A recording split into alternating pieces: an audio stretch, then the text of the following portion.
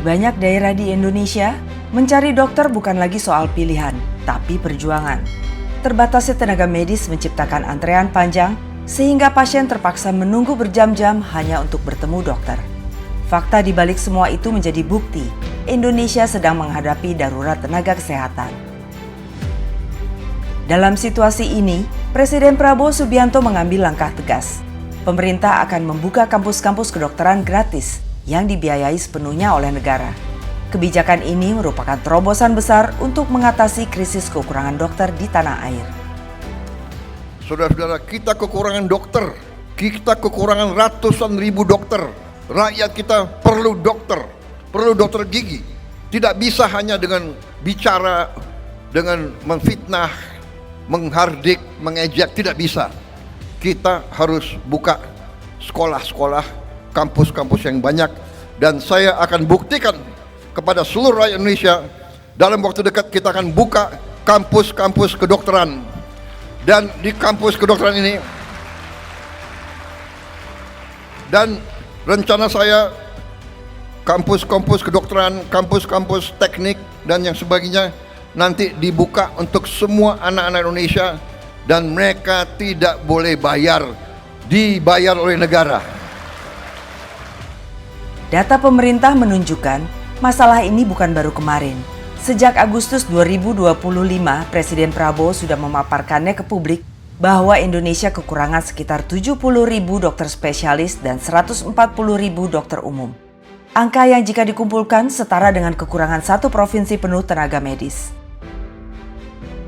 Menurut data Kementerian Kesehatan per akhir 2025, rasio dokter umum dan spesialis di Indonesia baru mencapai 0,76 per 1.000 penduduk, sementara target pemerintah tahun 2026 adalah 0,8.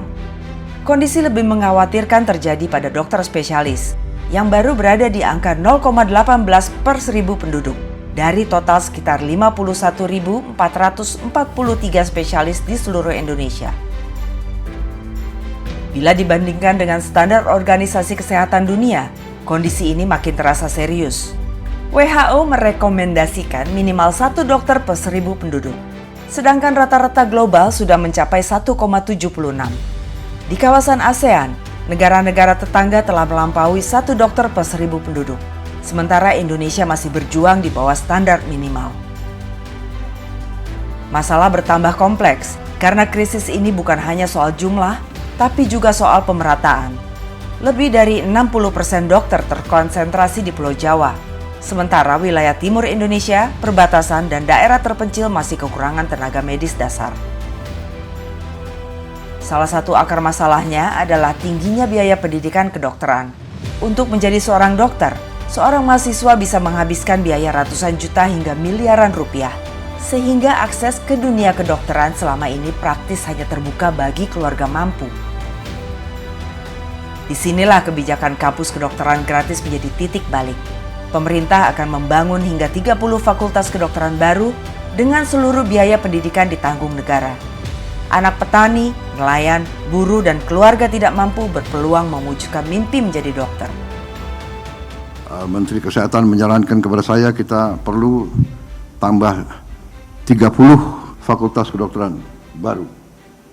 30. Dan yang lama pun saya minta ditambah alokasi mahasiswanya, dan khusus untuk dokter saya upayakan bahwa sebagian besar, kalau bisa semuanya, insya Allah bisa, itu beasiswa penuh. Jadi pendidikan kita akan tambah beasiswa penuh untuk kedokteran, perawat, dan tenaga paramedis. Saya juga memberitahu ke Menteri Kesehatan bahwa saya menghendaki tiap kabupaten kota memiliki rumah sakit yang canggih seperti ini. Dalam 4 tahun yang akan datang kita akan berusaha mencapai itu.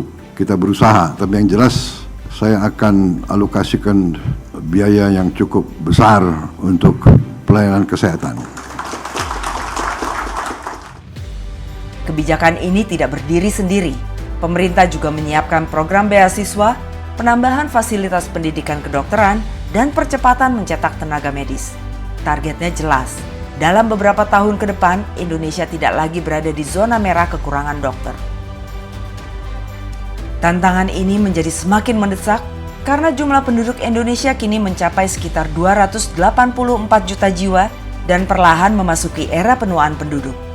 Artinya, kebutuhan layanan kesehatan akan terus meningkat baik dari sisi kuantitas maupun kualitas. Di tengah darurat tenaga medis, keputusan membuka kampus kedokteran gratis ini menjadi salah satu kebijakan paling strategis dalam sektor kesehatan nasional. Bukan hanya untuk menutup kekurangan dokter saat ini, tapi untuk menjamin masa depan kesehatan Indonesia yang lebih baik. Dari Jakarta, langkah ini menegaskan negara akhirnya hadir, bukan dengan janji, tapi dengan kebijakan nyata agar setiap rakyat Indonesia tidak lagi kehilangan hak paling dasar untuk berobat bertemu dokter.